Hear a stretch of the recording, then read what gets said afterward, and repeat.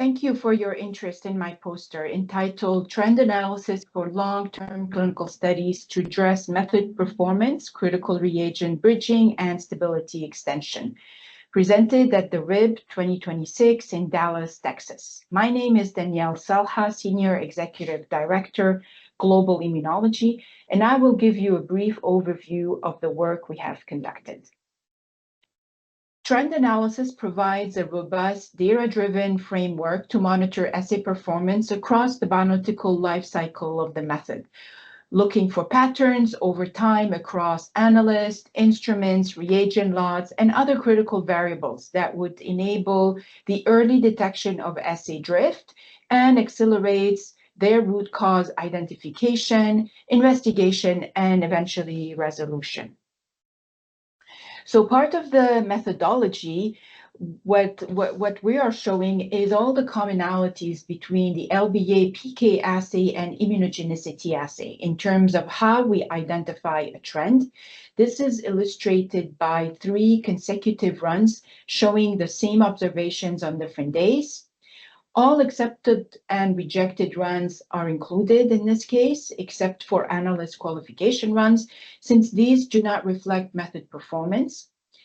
And in order to be able to go back and assign cause for the observed trend, important changes are noted in the comment section of each run, changes in critical reagent lots, for example, or new qualification preps for standards and QCs or controls.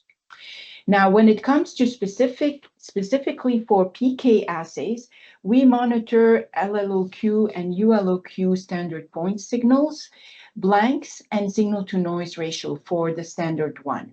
And we calculate upper and lower boundaries using 3 standard deviations on each side. Batch acceptance QCs are also monitored based on the 20% bias on their concentrations. As for ADA assays, all controls are monitored. So we're talking about the NC, LPC, and HPC, including the signal-to-noise ratio and percent inhibition controls as well. Boundaries are usually based on system suitability limits that are set during validation and that we adjust as needed throughout the sample analysis phase.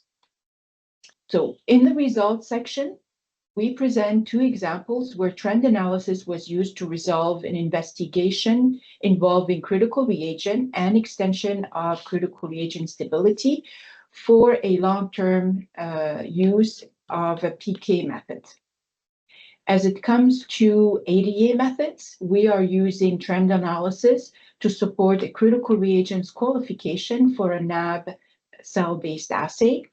And the second example is to use trend analysis in order to monitor and adjust the system suitability control limits.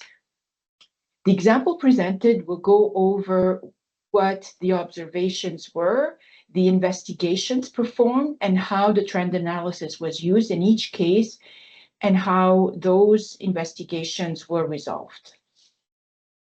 In conclusion, since we know that for long-term studies, any minor lot-to-lot variability in critical reagent lots and or different preparations may introduce a drift in assay performance over time, trend analysis can provide several solutions, as we have described in the examples provided. As immunogenicity limits are established using limited runs during method validation and are highly sensitive to signal drift, periodically